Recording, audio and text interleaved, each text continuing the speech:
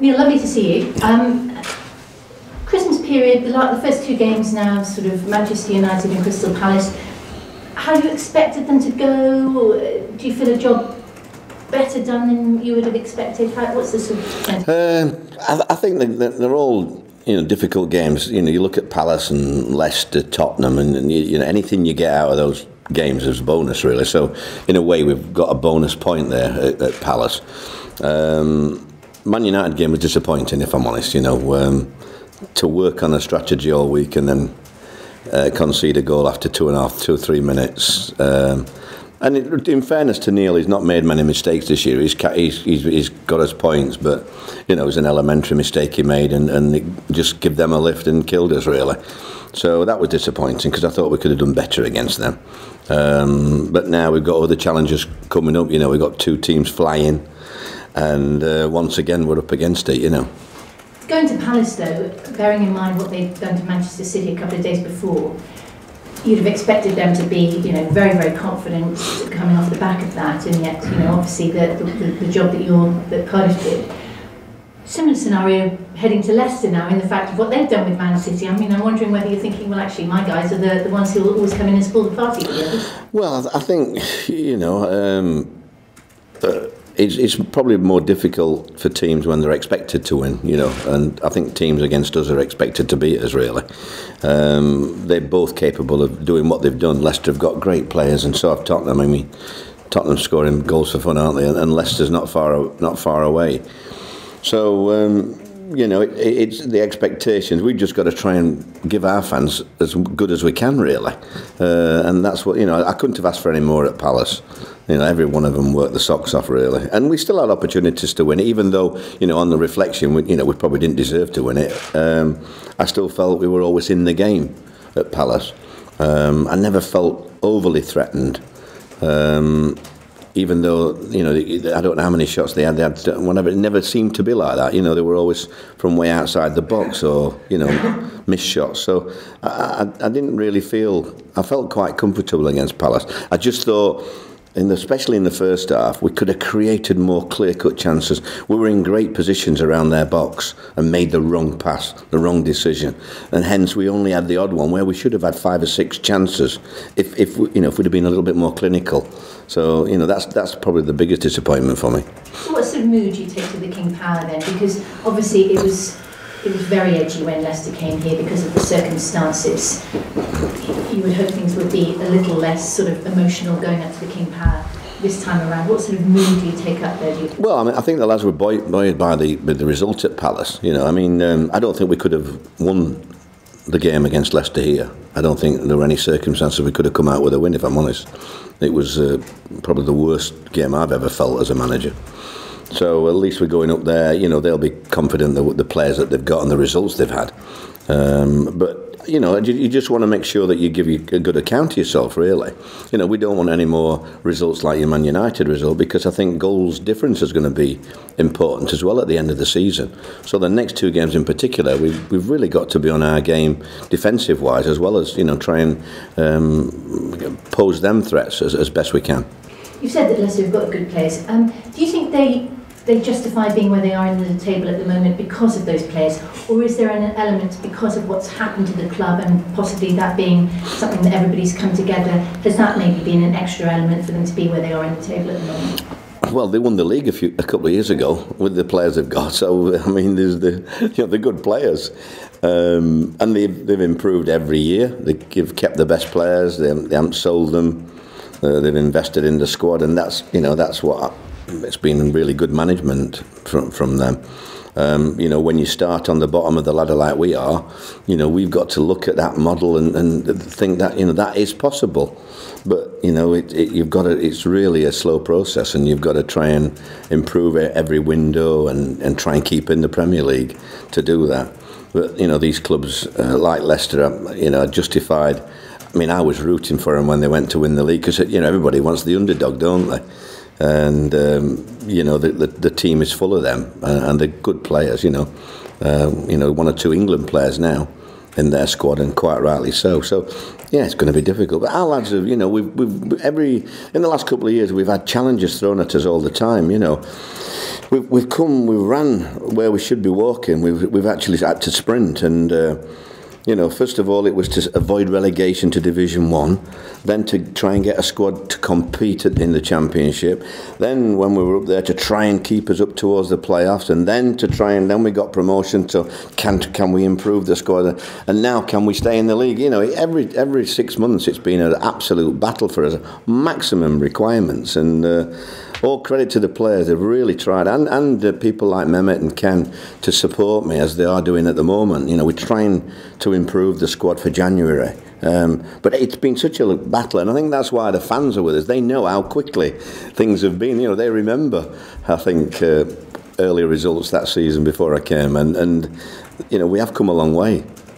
You mentioned England players. One England player who I'm given to understand is going to be pleased to see you is a certain Mr. Maguire, who, I don't know if you remember, was a ball boy when you were at Sheffield United. Yeah, he was. He was I mean, he's always been I think he was bigger than me then. He's always been a big lad, but he's always enjoyed his, you know, when he gets days off, you can see him in Bramall Lane with his mates.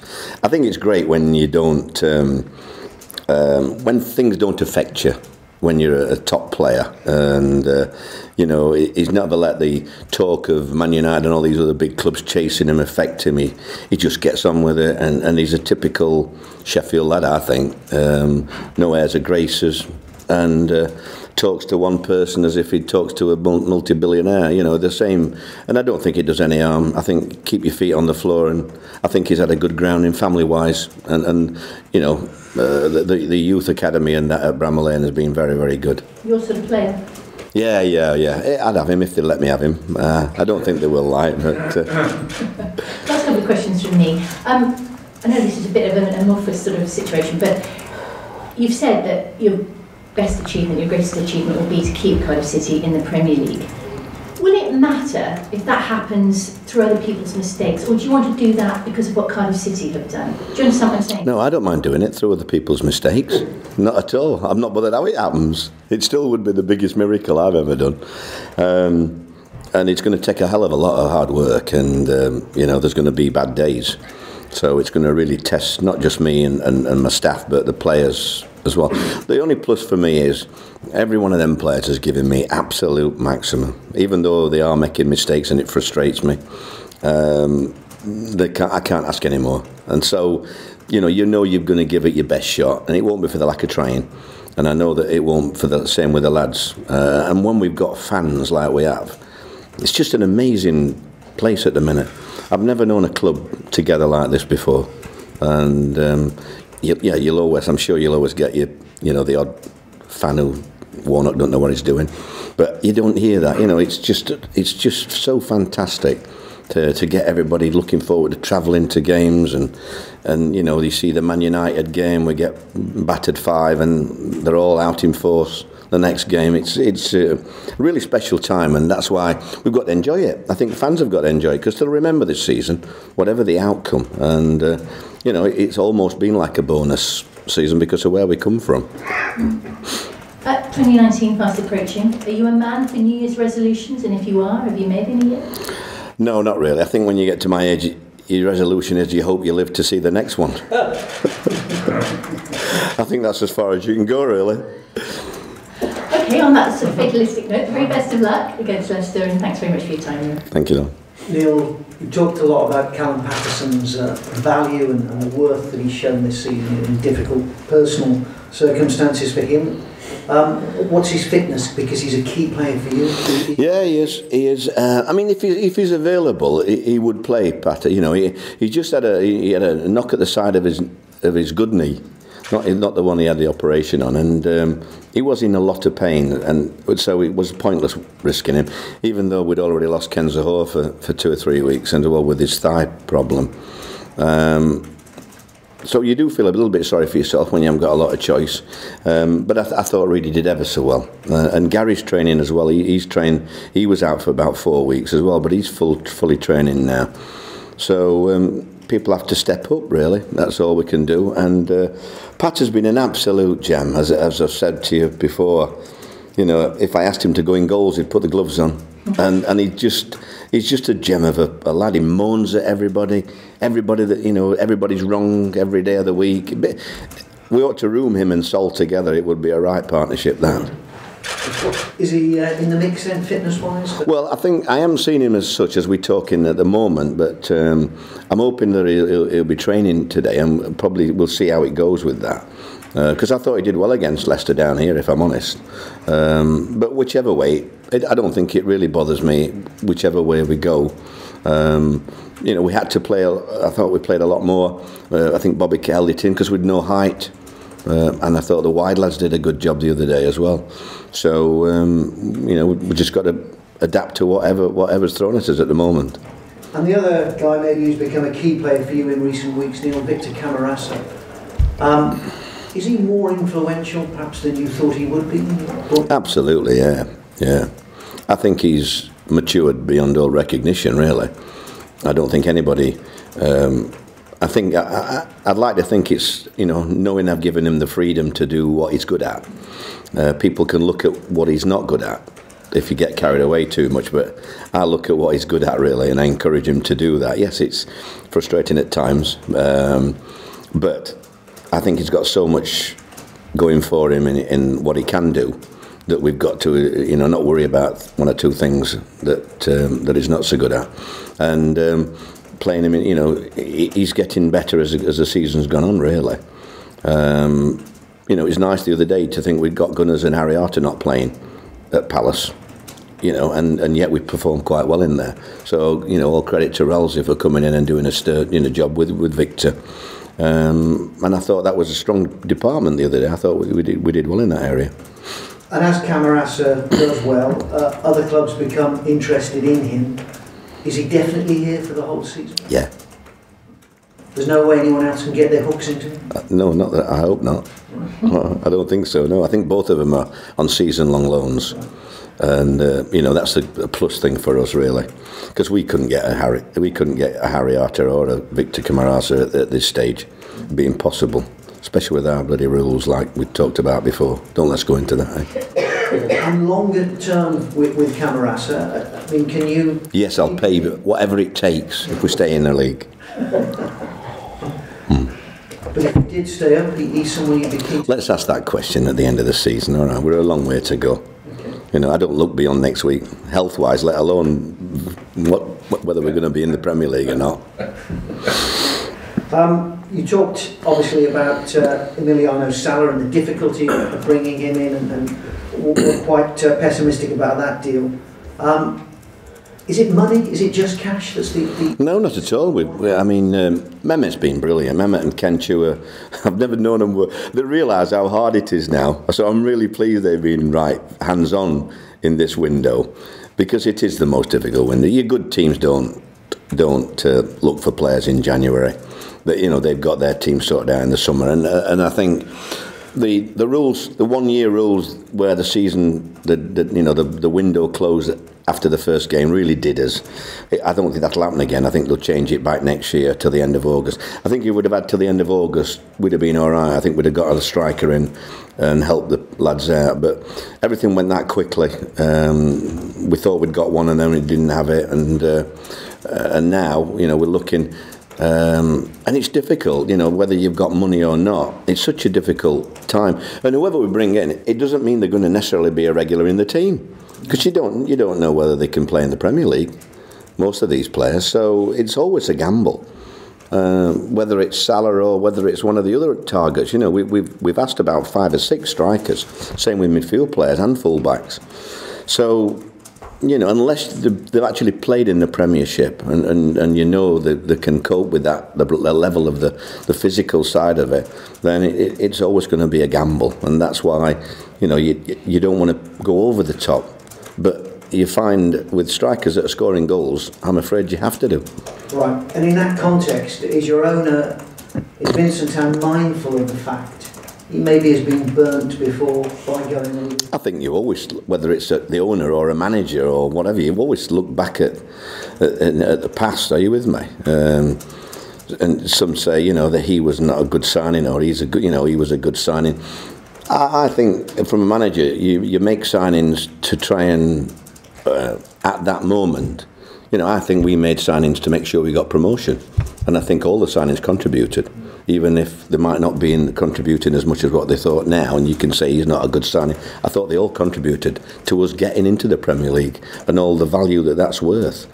So, people, and then I look at the signings that we've made, and people criticise you for just buying Championship players. But, I think they've gone up in value, the lads that we've bought. And we weren't in a position to buy any established players at that stage. So, why throw money away? Why not invest in a couple that's only going to appreciate? And I think they will anyhow.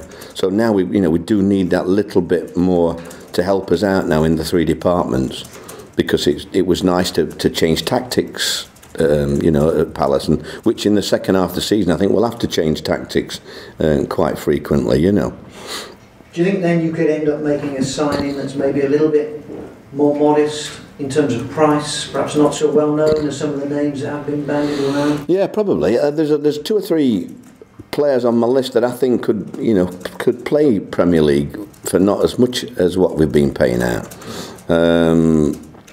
But clubs don't want you to give you their players at January. They want to keep their own players, and quite rightly so. So the twofold really. You've got to find a club that's willing to let them go, and then to pay the right figure. So that's why you look abroad. You've got more chance abroad. But if players abroad are scoring goals, the Premier League, they all know that they can. They put the money up really. I mean, you look at the Premier League and the money that we have been talking about, and yet that's just an average amount for a Premier League player really.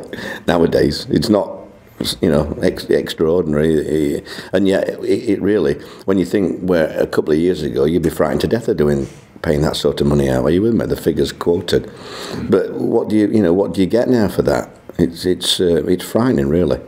And do you think your rivals will take a similar view of this market as well, Neil? They'll be reluctant to spend. Fulham spent to come up. Will they spend to survive? I think they will. I don't think they'll. I mean, I think our rivals. What you're saying, people like Southampton, they've probably got four strikers I'd have tomorrow.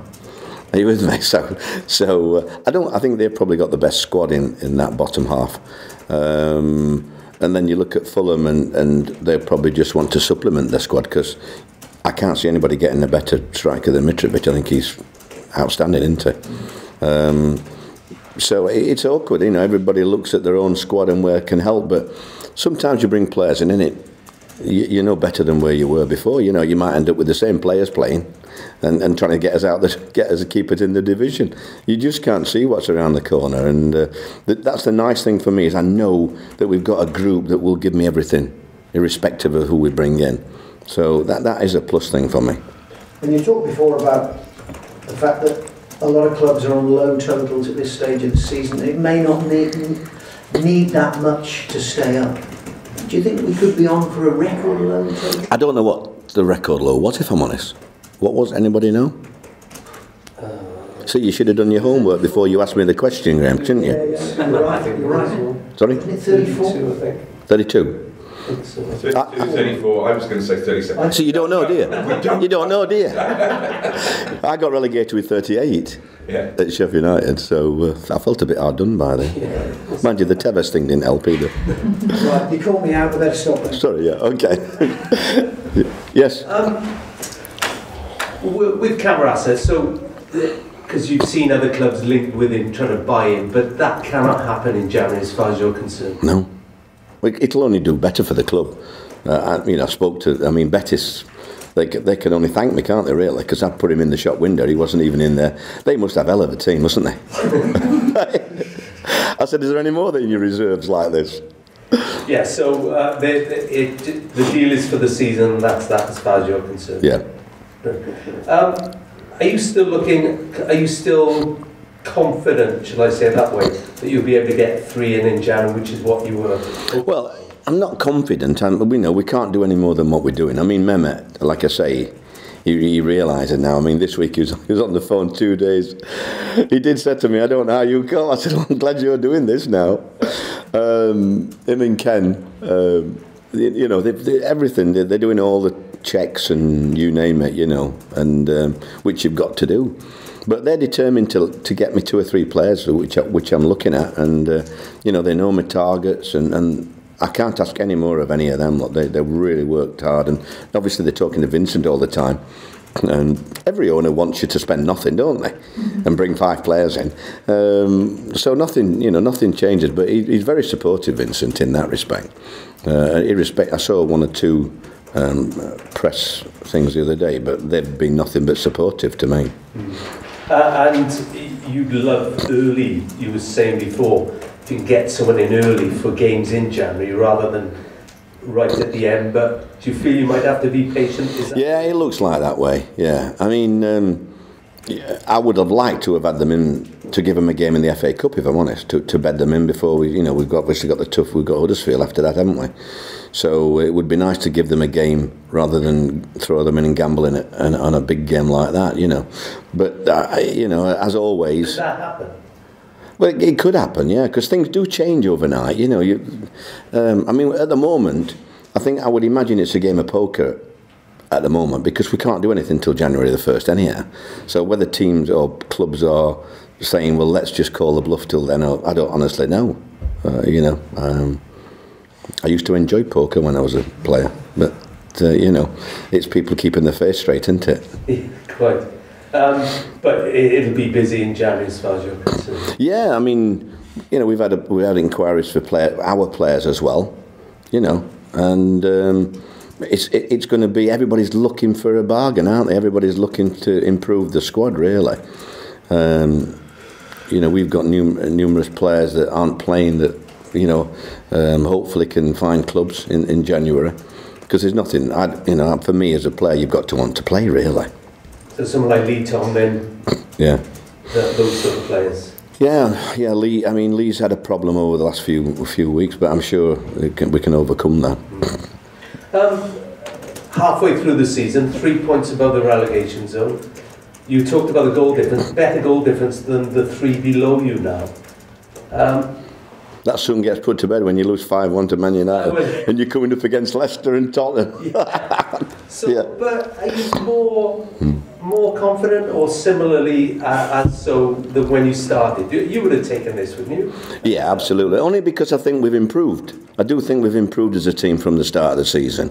And we are going to get days like the Man United day, because on their day, some of these teams, it only takes, I mean, look at Man City. I'm stood there after 30 thinking what a good performance this is.